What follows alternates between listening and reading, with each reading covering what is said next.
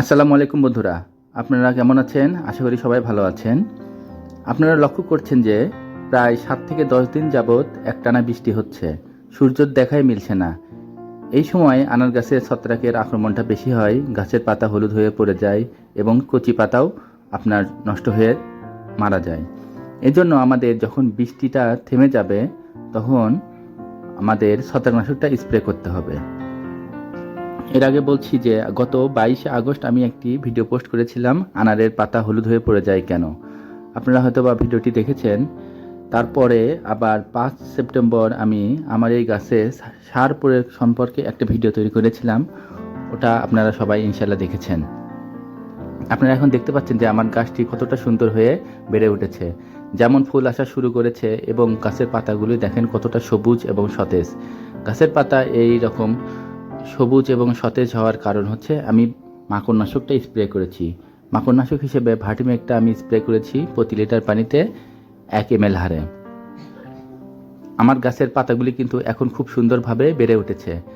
এছাড়া একটানা কয়েকদিন যাবৎ বৃষ্টি হওয়ার কারণে গাছের পাতা হলুদ হয়ে পড়ে যাওয়ার কথা, কিন্তু তারপরেও দেখা যাচ্ছে যে গাছের পাতাগুলো খুব সুন্দরভাবে রয়েছে। এই ভিডিওতে আমি আলোচনা করব এই বৃষ্টির মধ্যে আপনারা কিভাবে ছত্রাকনাশকটা স্প্রে করবেন, আর ছত্রাকনাশক হিসেবে কোন ছত্রাকনাশকটা স্প্রে করলে, কোনটা ব্যবহার করলে আপনাদের জন্য ভালো হবে এবং সহজলভ্য এবং হাতের কাছে সচরাচর যে ছত্রাকনাশকটা পাওয়া যায় আমরা সাধারণত সেটাই ব্যবহার করব। শুধু তাই নয়, এই ভিডিওটা দেখলে আপনাদের গাছের পাতা এবং গাছের আগামীতে যে অক্টোবর মাসের দিকে যে আমাদের ফুল চলে আসবে, আপনারা সেই ফুলেরও পরিচর্যা করতে পারবেন এবং গাছে পর্যাপ্ত পরিমাণে ফুল ফুটবে। আপনারা দেখতে পাচ্ছেন আমার গাছে কিন্তু ফল সেট হওয়া শুরু করেছে এবং ফুল আসা থামছে না। ভবিষ্যতে আরও পর্যাপ্ত পরিমাণে ফুল আসবে, পুরা গাছটি মনে হবে যে ফুলের গাছ। এতটাই ফুল আসবে যে আমার গত বছর যে ফুলের গাছের মতো মনে হচ্ছিল যে এটি একটি ফুলের গাছ, এত পরিমাণে ফুল ফুটে রয়েছে। এভাবে আপনারা যদি পরিচর্যা করেন তাহলে আপনাদের গাছেও এই পরিমাণে ফল এবং ফুল আসবে। এই জন্য আপনাকে অবশ্যই এই বৃষ্টির মধ্যে সপ্তাহে একদিন হলেও ছত্রাকনাশকটা স্প্রে করতে হবে এবং খুব ভালোভাবে স্প্রে করতে হবে। সম্পূর্ণ গাছ ছত্রাকনাশক দিয়ে আপনার ভিজিয়ে দিতে হবে, পাতা এবং গাছের বডি সম্পূর্ণ এটা ছত্রাকনাশক দিয়ে যেতে হবে। এই বছরে দেখা যাচ্ছে যে বৃষ্টির পরিমাণটা অনেক বেশি, এত বৃষ্টিতে আসলে আনার গাছের পরিচর্যাটা একটু বেড়ে যায়। আশা করছি যে আগামী মাস থেকে এই বৃষ্টির প্রবণতা কমে আসবে, তখন আর আনার গাছের এত পরিচর্যা করতে হবে না এবং আমাদের আনারের কোয়ালিটিগুলোও অনেক সুন্দর হবে।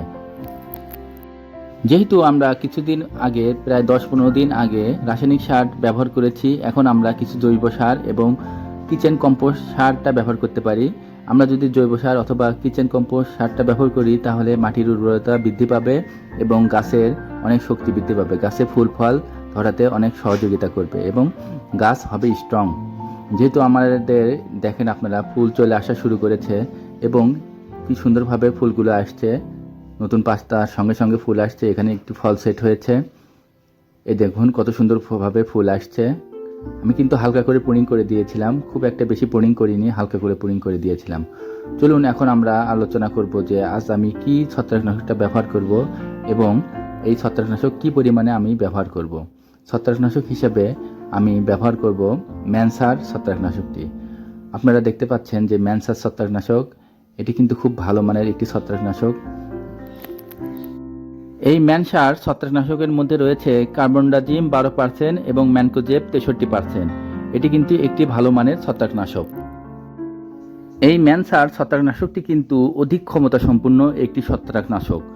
এটি আপনারা যে কোনো গাছে স্প্রে করতে পারেন। ইন্ডিয়ান সাপ ছত্রাকনাশকের বিকল্প হিসেবে এটি কিন্তু বেশ জনপ্রিয়। ম্যানসারে রয়েছে 2 ধরনের ছত্রাকনাশকের সমন্বয়ে তৈরি, সিস্টেমিক কার্বনডাজিম ও নন সিস্টেমিক প্রতিরোধকমূলক ম্যানকোজেব।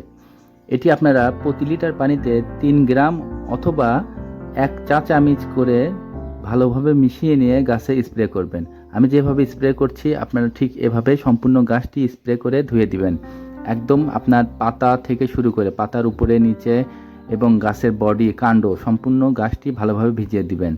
তাহলে আপনার গাছে ছত্রাকের আক্রমণ থেকে রক্ষা পাবে, গাছের পাতা হলুদ হবে না, গাছের পাতা পড়বে না, গাছের পাতাতে কোনো ছত্রাকের আক্রমণ করতে পারবে না এবং ফুল ও ফল সতেজ থাকবে, ফলে কোনো দাগও আসবে না।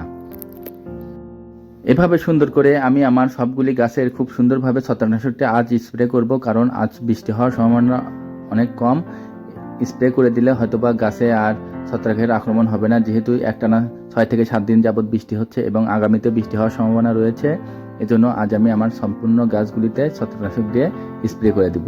আপনারা দেখতে পাচ্ছেন যে আমি অলরেডি কিছু কিছু গাছে স্প্রে করেছি এবং খুব সুন্দরভাবে স্প্রে করে দিয়েছি। চেষ্টা করছি যেন গাছের সম্পূর্ণ অংশে ছত্রাকনাশকটা পৌঁছে দেওয়ার জন্য। আপনারাও এভাবে স্প্রে করে দিবেন। যেহেতু এটা পাউডার আকারে থাকে, এই জন্য অবশ্যই কিন্তু খুব সুন্দরভাবে ঝাঁকিয়ে নেবেন। আপনারা বোতলে পানি ভরার পূর্বে অল্প একটু পানি নিয়ে ছত্রাকনাশকটা দিয়ে খুব ভালোভাবে মিশিয়ে নেবার পরে সম্পূর্ণ বোতল পানি দিয়ে ভরিয়ে দিয়ে ঝাঁকায় নিয়ে তারপরে গাছে স্প্রে করবেন, কারণ এটা পাউডার আকারে থাকে। যদি ঠিকমতো আপনারা মিশিয়ে নিতে না পারেন পানিতে, তাহলে কিন্তু ভালোভাবে গাছে পৌঁছাবে না, শুধুমাত্র পানি চলে যাবে এবং স্প্রের মুখও কিন্তু অনেক সময় বন্ধ হয়ে যেতে পারে।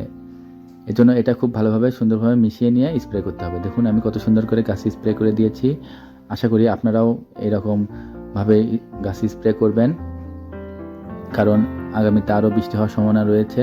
বৃষ্টি ভালো হয়ে গেলে এটা করে দিবেন। এই বৃষ্টির মধ্যে ছত্রাকের আক্রমণটা বেশি হয়। দেখুন প্রতিটা পাতায় পাতায় সুন্দরভাবে আমি স্প্রে করে দিয়েছি। আপনারাও চেষ্টা করবেন এভাবে স্প্রে করে দেওয়ার জন্য। আমরা হয়তোবা অনেকেই ভাবছি যে আনার গাছের পরিচর্যা অনেক কষ্টের, অনেক কঠিন। বিষয়টা এমন নয়। আনার গাছের পরিচর্যা কিন্তু খুব সহজ। আমরা যদি একবার শিখে যাই তাহলে কিন্তু এটি অনেক সহজ মনে হবে। গাছের দিকে তাকালেই আপনি বুঝতে পারবেন যে এখন আমার গাছে কি দেওয়া প্রয়োজন, কখন ছত্রাকনাশক দেওয়ার প্রয়োজন, কখন কীটনাশকের প্রয়োজন, কখন কোন সার দেওয়ার প্রয়োজন। এটা আপনাদের গাছের দিকে তাকালে আপনারা বুঝতে পারবেন। আসলে আপনারা যদি মনোযোগ দিয়ে কোনো কিছু শেখেন বা শেখার চেষ্টা করেন, তাহলে সব বিষয়গুলোই আপনাদের কাছে সহজ হয়ে যাবে। দেখেন আমি কিন্তু যেভাবে ছত্রাকনাশকটা স্প্রে করে দিয়েছি, এত সহজভাবে আপনাদের হয়তোবা কেউ বোঝাবে না। তারপরেও যদি আপনারা বুঝতে চেষ্টা না করেন, তাহলে কিন্তু আমি সম্পূর্ণ ব্যর্থ হয়ে যাব। চলুন এখন দেখাবো ছত্রাকনাশক স্প্রে করার 2 ঘন্টা পরে কি অবস্থা, ছত্রাকনাশকগুলি গাছের পাতার সঙ্গে কিভাবে লেগে আছে। আপনারা দেখতে পাচ্ছেন ছত্রাকনাশকটি পাতার সঙ্গে সুন্দরভাবে লেগে আছে। এভাবে আপনার গাছ এবং পাতা, ফুল, ফলকে এইভাবে ছত্রাকনাশকটি সুরক্ষা দিয়ে যাবে। খুব সুন্দরভাবে লেগে আছে। এখন বৃষ্টি হলেও কোনো সমস্যা নেই। এই যে দেখুন আমার একটি ফল কত সুন্দর বড় হয়েছে। এই গাছে কিছু দিনের মধ্যে অনেক ফুল ফল আসবে ইনশাল্লাহ। সবাই দোয়া করবেন, কারণ কয়েক বছর যাবত এই গাছটি আমার অনেক পরিমাণে ফলন দিয়ে আসছে। আপনারা দেখতে পাচ্ছেন গাছটি প্রচুর পরিমাণে ফলন হয়েছিল গত সিজনে, এবারে ইনশাল্লাহ আসবে। দেখুন গাছের গোড়াটি পানি দিয়ে ভিজে রয়েছে বৃষ্টি হওয়ার কারণে, কিন্তু কোনো প্রকার পানি এই টবে নেই। সব পানি ড্রেনেজ ব্যবস্থার কারণে চলে গেছে। সবাই ভালো থাকবেন। আল্লাহ হাফেজ। আসসালামু আলাইকুম।